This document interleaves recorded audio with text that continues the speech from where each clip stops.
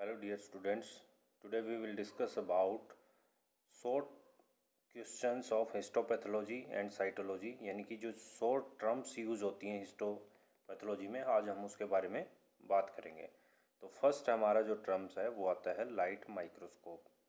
तो light microscope क्या होता है? Basically light microscope is an instrument that use visible light and magnifying lenses to examine small objects which are otherwise not visible to the naked eye. It has one objective and one eyepiece lens. यानी कि वो क्या कर रहा है कि light microscope क्या होता है? वो इंस्ट्रूमेंट है जिसका यूज़ हम किसके लिए करते हैं? विजिबल लाइट के अंदर किसी चीज़ को मैग्नीफाई करके एग्जामिन करने के लिए। किसको? स्मॉल ऑब्जेक्ट्स को। कौन से स्मॉल ऑब्जेक्ट्स? जिसको हम नेक्ड आई से नहीं देख सकते हैं, और इसमें हम एक ऑब्जेक्ट और एक आई पीस की हेल्प से हम इसको एग्जामिन करते हैं। तो उस इंस्ट्रूमेंट को क्या बोलते हैं? Light microscope. उसके बाद सेकंड आता है हमारा compound microscope. It has higher level of magnification than the light microscope as it has 2 or more lenses in the objective and eyepieces. Compound microscope क्या है? ये भी एक तरह का माइक्रोस्कोप है, बट ये क्या है? लाइट माइक्रोस्कोप से एडवांस है। ठीक है, इसमें क्या है?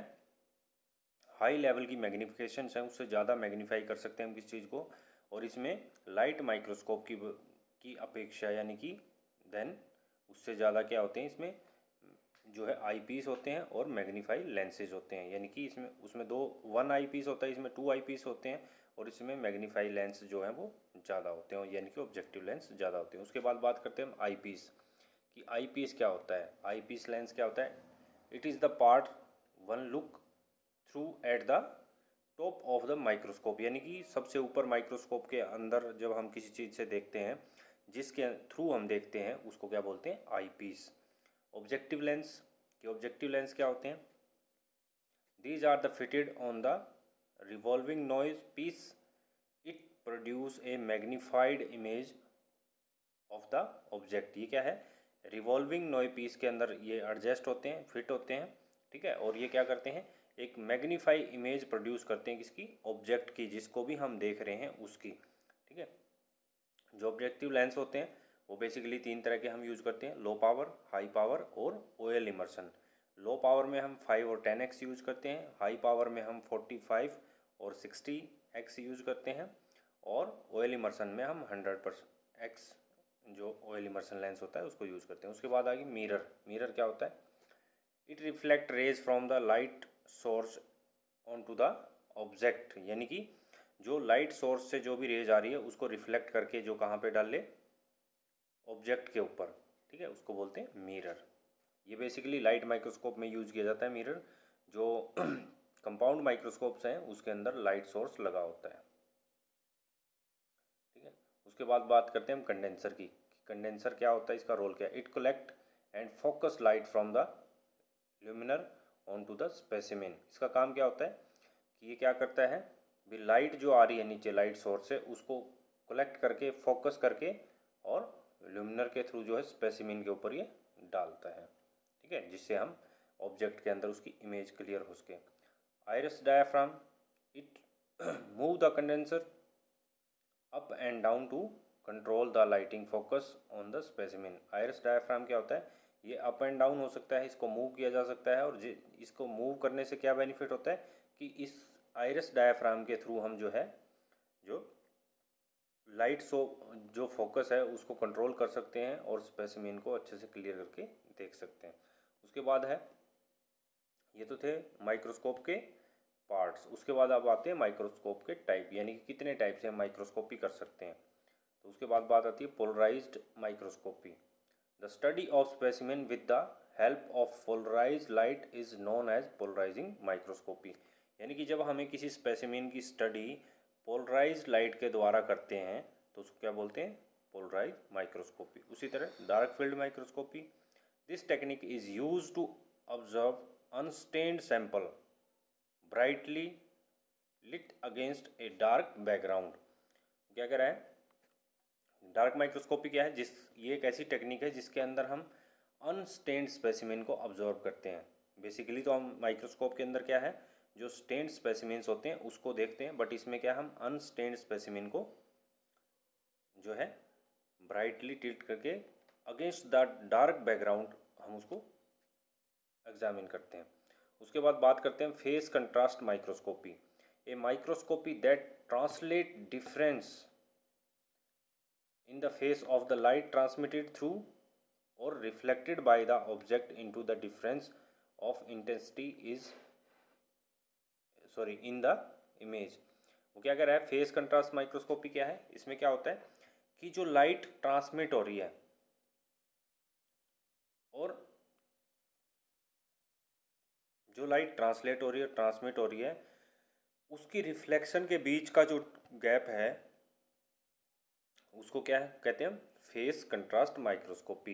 यानी कि उन दोनों के बीच की मेजरमेंट जो है, इंटेंसिटी जो है, उसके आधार पे जो इमेज वहाँ पे क्रिएट होती है उसके थ्रू जब हम किसी स्पेसिमेन को एग्जामिन करते हैं तो उसको बोलते हैं फेस कंट्रास्ट माइक्रोस्कोपी। उसके बाद बात करते हैं हम next fluorescent microscopy.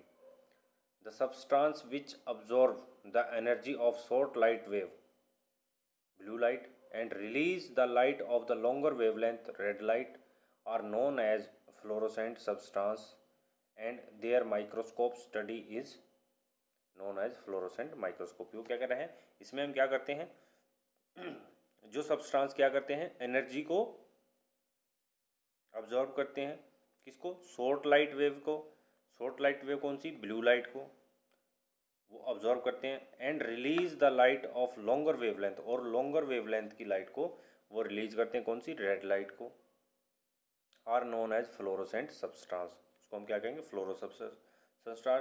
Substance and their microscope study is known as fluorescent micro, और जिस माइक्रोस्कोप के द्वारा इसकी स्टडी की जाती है उसको क्या बोलते हैं, फ्लोरोसेंट माइक्रोस्कोपी। ठीक है, उसके बाद नेक्स्ट की बात करते हैं हम electron microscopy. The study of specimen with the help of electron microscope is known as electron microscopy. यानी कि जिस स्पेसिमेन की स्टडी हम इलेक्ट्रॉन माइक्रोस्कोप के द्वारा करते हैं उसको क्या बोलते हैं, इलेक्ट्रॉन माइक्रोस्कोपी। उसके बाद बात करते हैं हम सेकंड जो है हमारा चैप्टर के कुछ टॉपिक्स हैं, लाइक ए स्टेन। उसके बाद बात करते हैं हम स्टेन की। It may be defined as a penetrative dyes or chemicals use in the colouring a material or object. यानी कि वो केमिकल सब्सटेंस या पेंट्रेटिव डाई जिसका यूज़ हम किसके लिए करते हैं, किसी मटेरियल या ऑब्जेक्टिव को कलर करने के लिए। स्टेनिंग क्या है, staining is a technique use to enhance contrast in sample generally of the microscopic level. यानी कि स्टेनिंग क्या है, वो प्रोसेस है या वो टेक्निक है जिसके द्वारा हम क्या करते हैं, कंट्रास्ट को सैंपल के अंदर इनहेंस करते हैं, बढ़ाते हैं, किसके लिए, माइक्रोस्कोपी लेवल के लिए। उसके बाद special stains. These stains are used for the detection and identification of bacteria or specific part and constituent in tissue, bacteria, fungi, etc. Special stains क्या होती हैं, वो स्टेन्स होती हैं जिसका यूज़ हम क्या करते हैं, आइडेंटिफाई या डिटेक्शन करने के लिए यूज़ करते हैं, किसको, स्पेसिफिक बैक्टीरिया को या उसके स्पेसिफिक पार्ट को या उसके किसी कंस्टिट्यूएंट ऑफ टिश्यू को, बैक्टीरिया और फंजाई, इन सभी के लिए हम यूज़ करते हैं। उसके बाद बात करते हैं कि जो स्पेशल स्टेन्स हैं उनके यूज़ की कि उनको कहाँ यूज़ किया जाता है। ये वेरी इंपॉर्टेंट क्वेश्चन है, एक एक मार्क्स में आ सकते हैं। ठीक है, कि भी कौन सी स्टेन का यूज़ हम किस लिए करते हैं। जैसे फर्स्ट हमारी स्टेन जो है वो है silver impregnation stain. It is use for the detection of reticulin fiber. या फिर ये पूछ सकता है एग्जामिनर, रेटिकुलिन फाइबर्स के लिए कौन सी स्टेन यूज़ करते हैं, तो सिल्वर इम्प्रेगनेशन स्टेन हम इसके लिए यूज़ करते हैं। इसी तरह Ziehl Neelsen stains, it use for the identification of acid fast bacteria. ठीक है, उसके बाद gram stain, it use to identify the gram positive and gram negative bacteria. ठीक है, उसके बाद oil red O stain, it use to detect fat. या fat के लिए कौन सी स्टेन यूज करते हैं, तो कौन सी, ऑयल रेड ओ स्टेन हम इसके लिए यूज करते हैं। उसके बाद है Masson trichrome stains, it is use to detect the collagen fibre, fibrins and erythrocytes. इन सभी के लिए हम इसकी मेसन ट्राइकॉम स्टेन्स को यूज करते हैं। उसके बाद Perls Prussian blue stain, it use to detect the presence of iron in tissue, यानी कि आयरन टिश्यू के अंदर अगर आयरन की कंस्टिट्यूएंट को देखना है या आयरन को देखना है तो उसके लिए हम कौन सी स्टेन यूज करते हैं, उसके लिए हम प्रिसीजन ब्लू स्टेन हम उसके लिए यूज करते हैं। ठीक है, उसके बाद आगे चलते हैं। नेक्स्ट टॉपिक जो हमारा है डीकैल्सिफिकेशन। तो डीकैल्सिफिकेशन क्या है? It is the process of removal of calcium from the calcified tissue and to make them stable for section cutting. ठीक है, यानी कि डीकैल्सिफिकेशन क्या है? डीकैल्सिफिकेशन वो प्रोसेस होता है जिसके अंदर हम क्या करते हैं, कैल्सिफाइड टिश्यू के अंदर से कैल्शियम को रिमूव करते हैं और उसको सेक्शन कटिंग के लिए स्टेबल बनाते हैं, यानी कि उसको थोड़ा सॉफ्ट करते हैं। उसके बाद चिलेटिंग एजेंट्स। चिलेटिंग एजेंट्स क्या होते हैं? These are chemical compounds that react with metal ion to form a stable water soluble complex. यानी कि जैसे चिलेटिंग एजेंट क्या है हमारा, एंटीकोगुलेंट भी चिलेटिंग एजेंट है, यानी कि ईडीटी है। ठीक है, तो ये क्या काम करते हैं? चिलेटिंग एजेंट का काम क्या होता है? ये केमिकल कंपाउंड्स होते हैं जो क्या करते हैं, मेटल आयन्स के साथ रिएक्ट करके उसको वाटर सोल्यूबल कॉम्प्लेक्स में कन्वर्ट कर देते हैं। ठीक है, उसके बाद बात आती है हमारी इलेक्ट्रोफोरेटिक मेथड, यानी कि जो हमारा क्या था, डीकैल्सिफिकेशन के लिए हम किसका यूज करते हैं? डीकैल्सिफिकेशन करने के लिए हम मेथड यूज करते हैं दो, वो कौन कौन से? Electrophoretic method, it is based on the attraction of calcium ion toward the negative charge, negative electrode, sorry. तो क्या होता है, कैल्शियम आयन क्या होते हैं? पॉजिटिव चार्ज होते हैं, तो उसको नेगेटिव इलेक्ट्रोड की तरफ अट्रैक्ट करके उसके अंदर से रिमूव करना। दूसरा क्या है? Ion exchange rings. These are wide variety of organic compounds, these are wide variety of organic compounds synthetically polymerized and containing positively and the negatively charged site that can attract an ion of opposite charge from a surrounding solution।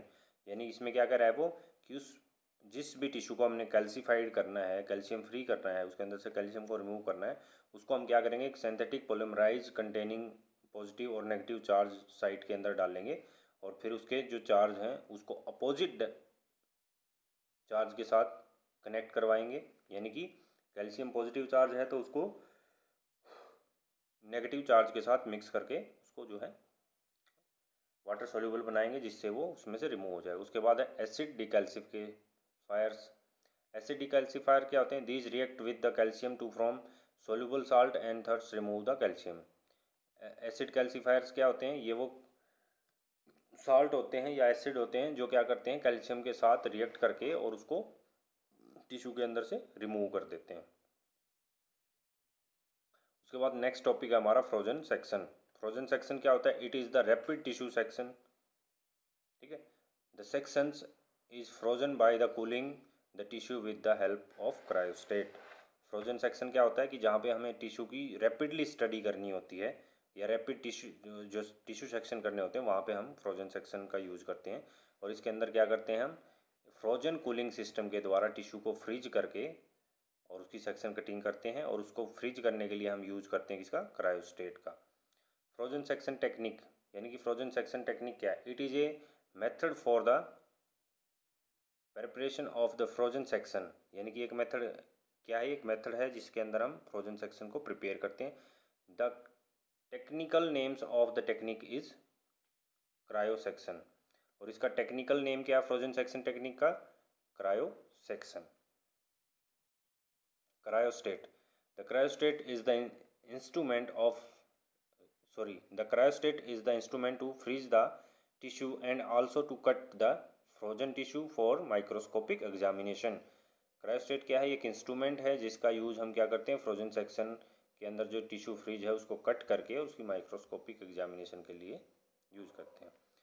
Microtome, it is a tool for the preparing of thin section of the sample. Microtome क्या है?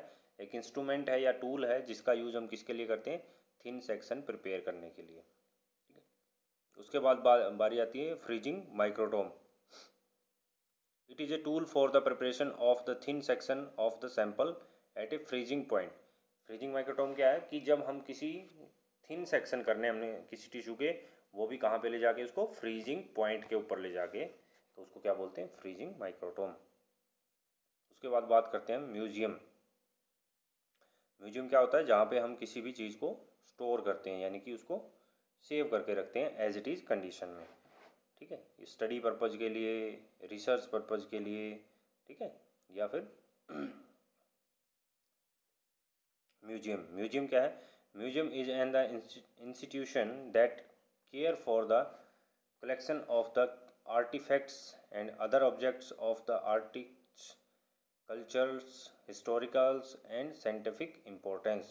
वो क्या कह रहा है, museum क्या है, एक ऐसा इंस्टीट्यूशन है जहाँ पे हम क्या करते हैं, किसी भी कलेक्टेड आर्टिफैक्ट्स की या ऑब्जेक्ट की केयर करते हैं, ठीक है, चाहे वो कल्चरल है, चाहे वो हिस्टोरिकल है, चाहे वो साइंटिफिक इम्पोर्टेंस है, वहाँ पे हम उसको सेव करते हैं। म्यूजियम टेक्निक क्या होती है, these are the define as the methods to handle the received specimen, model, chart, etc. from received till the display in the museum। वो क्या कह रहा है कि म्यूजियम टेक्निक क्या होती है, ये वो मेथड है जिसके अंदर हम क्या करते हैं, जो रिसीव्ड सैंपल्स होते हैं हमारे पास उनको हैंडल करते हैं, चाहे वो स्पेसिमिन है, चाहे वो मॉडल है, चाहे वो चार्ट है या एक्सेट्रा, उसके अलावा कुछ और है, उन सभी को रिसिप्ट के द्वारा करके हम उसको डिस्प्ले करते हैं उसके अंदर, ठीक है। कैटलॉगिंग क्या है भाई, कोई भी चीज़ हमारे पास आती है तो उसका ब्यौरा जिसके ऊपर हम बनाते हैं उसको एक स्पेसिफाइड नंबर दे के जहाँ पे उसको आइडेंटिफिकेशन नंबर दिया जाता है, cataloguing. It is the process by which all part of the specimen are linked to the information associated with them through a unique identification number known by catalogue number. यानी कि cataloguing क्या है, ऐसा process है जिसके अंदर हम उस स्पेसिमिन के सारे पार्ट्स को एक दूसरे के साथ लिंक करते हैं, उनकी इन्फॉर्मेशन को लिंक करते हैं और उसको एक आइडेंटिफाई नंबर देके, एक यूनिक आइडेंटिफाई नंबर देके एक कैटलॉग नंबर दिया जाता है, उसको तैयार किया जाता है जिसमें उसकी सारी इन्फॉर्मेशन लिखी हो। उसके बाद बात आती है एफएनएससी। एफएनएससी की फुल फॉर्म क्या होती है, फाइन नीडल एस्पिरेशन साइटोलॉजी, ठीक है। It stands for the fine needle aspiration cytology. It is used to collect samples of the superficial mass or body fluids with the help of fine thin needle। क्या कह रहा है, एफएनएससी क्या है, fine needle aspiration cytology है। इसका use हम किसके लिए करते हैं, सैंपल को कलेक्ट करने के लिए, कहाँ से, सुपरफिशियल मास या फिर बॉडी फ्लूइड्स को कलेक्ट करने के लिए हम इसका यूज़ करते हैं, थिन नीडल का। उसके बाद बात आती है biopsy. Removal of the small pieces of the living tissue from an organ or part of the body of microscopic examination called biopsy। Autopsy अगर हम बात करते हैं तो ऑटोप्सी क्या है, डेड बॉडी से जब हम टिश्यू को रिमूव करते हैं या डेड बॉडी को एग्जामिन करते हैं तो उसको क्या बोलते हैं, autopsy. Smear, it consist of the spreading small amount of specimen on a slide, the film is them air dried stained and the examine under microscope. तो इसको क्या बोलेंगे, स्मीयर, कि हम किसी स्पेसिमिन से स्लाइड के ऊपर उसकी स्मॉल वॉल्यूम रख के उसको स्प्रेड करेंगे, फिर उसको एयर ड्राई करेंगे, फिर उसके बाद हम उसको स्टेन करेंगे और अंडर माइक्रोस्कोप एग्जामिन करेंगे, तो उसको क्या बोलेंगे, स्मीयर। उसके बाद बात आती है पीएस स्टेन, यानी कि periodic acid Schiff's stain. It is use to detect polysaccharide such as the glycogen mucus substance, example glycoprotein, glycolipids and mucin in tissue। तो पीएस का यूज किसके लिए करते हैं, पीएस का या पीरियोडिक एसिड सेफिस स्टेन का यूज हम किसके लिए करते हैं, पॉलीसैकेराइड को डिटेक्ट करने के लिए। कौन से पॉलीसैकेराइड, ग्लाइकोजन म्यूकस सब्सटेंस और glycoproteins, glycolipids, mucin in tissue, इन सभी को एग्जामिन करने के लिए हम इसका यूज करते हैं। Ziehl Neelsen stain, it is and the acid fast stain use to identify the acid fast organism. ठीक है, जिल-नेल्सन क्या है, एक एसिड फास्ट स्टेन है और इसका यूज हम एसिड फास्ट ऑर्गेनिज्म को आइडेंटिफाई करने के लिए हम इसका यूज करते हैं। कौन से, such as mycobacterium tuberculosis and mycobacterium leprae etcetera, इन सभी के लिए हम इसका यूज करते हैं। ठीक है, तो गाइज आज का टॉपिक यही था हमारा, इसमें इंपॉर्टेंट क्वेश्चंस हमने कवर किए हैं एक एक नंबर के। होप सो आपको अच्छे से समझ में आएंगे। जिस भी स्टूडेंट को अगर नहीं समझ में आता है तो आप इस को दोबारा से रिवाइंड करके देख सकते हो को। और जिस भी स्टूडेंट ने चैनल को सब्सक्राइब नहीं किया, सब्सक्राइब करें, लाइक करें और दूसरे स्टूडेंट्स के साथ शेयर करें। Thank you.